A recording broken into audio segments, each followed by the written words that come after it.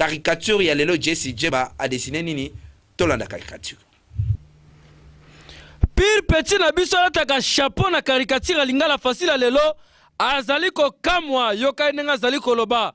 ba mama bokilo bazalaka bato ya soni pe ya respect kasi ya mama kapi somo ye afandaka toujours liboso ya ndako na ye pona kosengaka mibali nyonso oyo mwana na ye Jolie ayaka na bango yoka na mupanza fandi Jolie azokota na mobali na yoka Jolie nenga yebisi mobali na ye chérie tala mama na biso yeyo yoka mama kapi nenga zongisi ezali ngai tata kasi pia kezoboma biso makasi mala moko ye ya pe ndenge ezalaka toujours boyebi mobali nyonso deva basemeki fo sala eloko basentir ya mba moko abimisila yo wana lobi problème ya te mama zwaka ata mo $20 oyo donc zwe salaka esali sota muke yoka mama kapi ndenge zongisi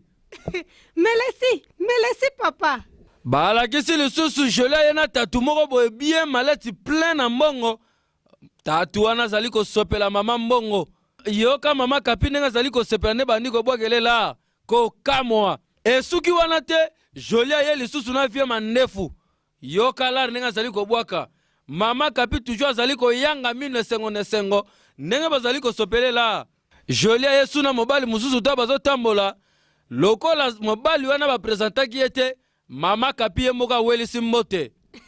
mbote papa oyo chance lokolo ye yoka tipe ya Jolie wana ya faux pour ndenge kanisi na sa mutema milobeli. Ah mais moi je comprends pas. Mais maman moi tu as ça nini?